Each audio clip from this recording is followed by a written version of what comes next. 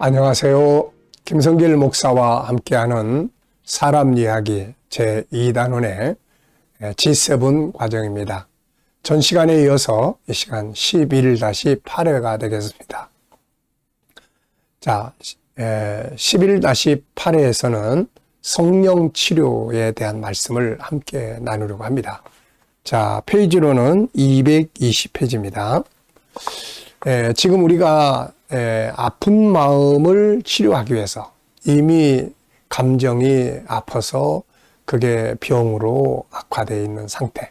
그래서 아픈 마음을 치료하기 위해서 세 가지의 큰 덩어리를 말씀을 드렸습니다. 하나는 자기 자존감을 높이는 훈련을 해라. 15가지 있죠? 자기 자존감. 이 심리 질병은 대부분 자기 자존감이 엄청 떨어져 있어요. 떨어져서 생길 수도 있고 생겨서 떨어질 수도 있고, 그러니까 이 자존감을 높이는 훈련을 매일매일 조금만 하면 금방 회복이 됩니다. 이게. 자, 그 다음에 이제 두 번째는 이제 치료 방법들인데요. 영적 치료, 그리고 약물 치료, 그 다음에 또 환경의 변화, 또 환경 치료. 그래서 이런 것들을 지금 우리가 다루고 있고, 그 다음에 이제 세 번째 덩어리에서는 이제 1:1 치료 방법. 그러니까, 물론 모든 것이 다 동일하지는 않습니다만은, 어떤 사안에 대해서, 이 사안에 맞는 치료 방법을 찾아서 이제 치료하는 거죠.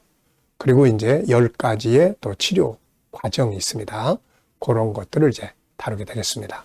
혹시라도 마음이 아프거나 심리 질병에 시달리는 분들이 이 영상을 보신다면은 꼭 이 방법들, 이 세 가지 치료 방법 덩어리 꼭 잘 활용하셔서 이 아픈 마음에서 속히 벗어날 수 있기 바라고요.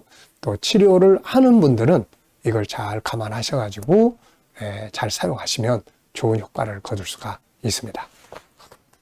자, 성령의 감동과 은사. 이게 성령의 감동이 아픈 마음을 치료하는 이런 일을 정말 많이 경험을 합니다. 자, 성령이 역사하실 때 어떤 자유들이 있었는지 살펴보면 그분의 역사를 중심으로 기록된 책이 바로 사도행전입니다. 사도행전을 성령행전이라고도 부르죠. 그만큼 사도행전은 성령에 의해서 진행되고 있는 역사입니다. 성령의 역사는 사람들을 자유하게 하죠. 그래서 사도행전의 역사는 많은 억눌린 자들이 억압에서 해방되어 자유를 얻게 되는 역사를 기록하고 있죠. 제자들을 비롯해서 수많은 사람들이 성령의 역사를 힘입어서 자유를 얻게 되는 걸 봅니다. 결국 심리 질병은 억압이에요. 억압. 억압된 결과물이고 치유는 억압에서 자유해지면 되는 거죠. 자, 먼저 제자들을 자유케 한 성령의 역사. 사실 예수님이 승천하신 후 제자들을 비롯한 많은 사람들은 여러 가지 문제에 대해서 억압을 받고 있었습니다. 제일 큰 문제가 이제 앞으로 어떻게 살아야 되느냐에 대한 부분이에요. 예수님은 승천하셨고 자기들이 꿈꾸던 다윗 왕국은 이루어지지 않았고, 그리고 많은 사람들은 이미 떠나버렸고 남아있는 120명, 이 사람들 이제 앞으로 어떻게 살아야 될 건가? 가야 되나 말아야 되나? 무엇을 해야 할까? 이런 번민, 이런 억압을 받고 있었던 거죠. 그리고 이제 또 하나는 사회 분위기입니다. 예수님을 죽인 이후에 예루살렘의 분위기는 굉장히 험악했죠. 예수 믿는 사람들은 누구나 다 예수 제자들을 죽이려고 하는 이런 분위기에 있었습니다. 그래서 이 두려움에 대한 억압이 있었죠. 또 경제 문제도 이들에게 간단한 문제가 아니었어요. 대체적으로 이제 여기에 있는 사람들은 예루살렘에 사는 사람들이기보다는, 물론 거기에 이제 주민들도 있었겠지만 대체적으로 또 갈릴리에서부터 왔던 사람들이죠. 그러니까 이 사람들이 지금 남의 집에서 지금 계속 먹고 자고 해야 되는 이 상황에 부딪혀 있는 거죠. 바로 이런 것들에 대한 억압, 오늘날로 말하면 방향성, 그리고 사회 분위기에 대한 두려움, 그리고 경제 상황들. 결국 이런 것들이 깊어지면 우울해지기도 하고 또 공황장애 같은 현상이 생기기도 하고 사람들을 기피하는 이런 현상들도 생기게 되고 다양한 심리 질병들이 만들어집니다.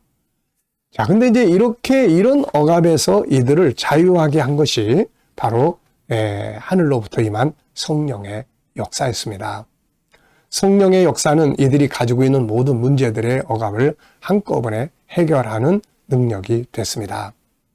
성령의 임재는 그들을 억압하고 있던 모든 문제들을 해결하게 함으로써 자유를 얻게 했죠.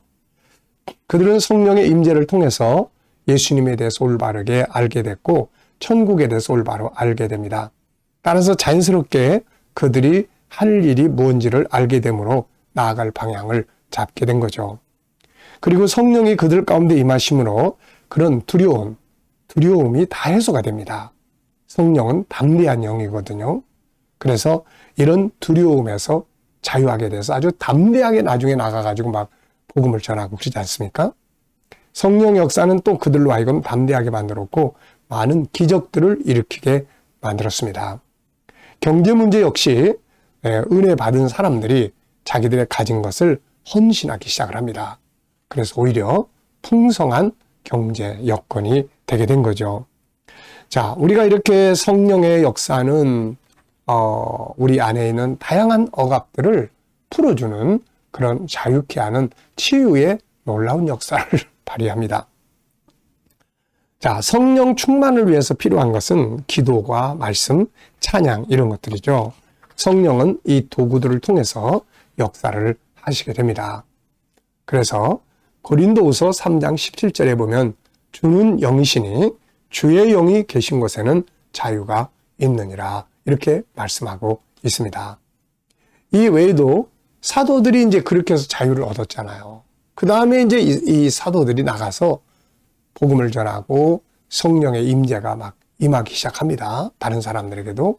그래가지고 다른 사람들에게도 이 눈에 보이는 억압에서도 자유케 하고 귀신 들린 자, 병든 자들이 치유받기 시작하고 내면에 억압된 자들도 자유하기 시작을 하고 성령의 역사는 자유함이거든요.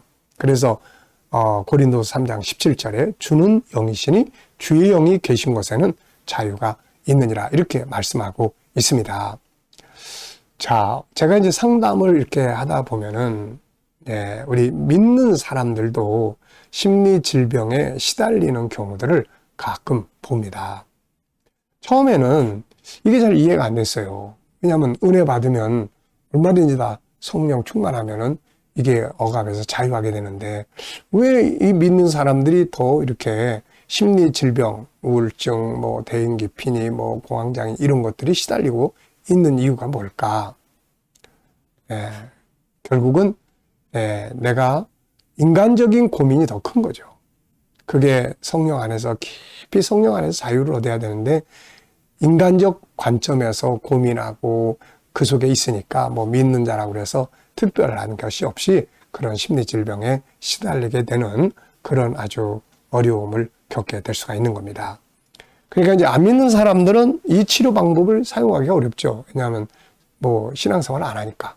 그러나 우리 믿는 사람들은 예수 안에 있는 사람들은 성령 충만하면 심리 질병에서 자유하게 된다. 이걸 꼭 기억하십시오. 그래서 물론 뭐 구체적인 어떤 것도 필요하지만은 그러나 큰 틀에서 성령이 충만할 때 바로 이 심리 질병에서 자유하게 된다는 거 이걸 꼭 기억을 하세요. 그래서 기도하는 일에 열심을 다해 보시고 기도와 찬송 그다음에 말씀 이게 다 성령이 일하시는 도구거든요. 저도 목회를 합니다마는 이런 심리적 그런 거 억압에 이렇게 힘들 때가 덜어 있었어요.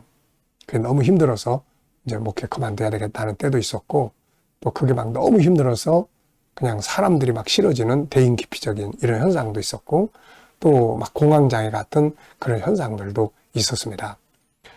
그런데 이제 결국 그런 부분들이 하나님 앞에 깊이 기도하고 또 때로는 막 부르짖고 기도하고 또 성령이 감동하실 때 성령이 탁 어떤 고민에 대해서 감동을 하시면 거기서 평안해지거든요. 여기서 이제 자유를 얻게 됩니다. 그래서 여러 가지 방법들이 있지만 그중에 우리 믿는 자들에게 아주 좋은 방법은 성령의 감동이에요. 그래서 내가 마음이 좀 불안하고 뭐 여러 가지 그런 심리 질병적인 요소들이 나타나면 기도 생활, 말씀, 찬양 이런 것들을 아주 더 많이 깊이 있게 하시면 성령이 충만해지고 성령이 감동하시면 이런 억압에서 자유를 얻게 된다는 거 꼭 기억하시고, 성령 충만함과 은사 이런 것들이 심리 질병을 치료하는 중요한 역할을 한다는 거 꼭 기억해 두시기 바랍니다. 이 시간 말씀 여기서 마치겠습니다. 감사합니다.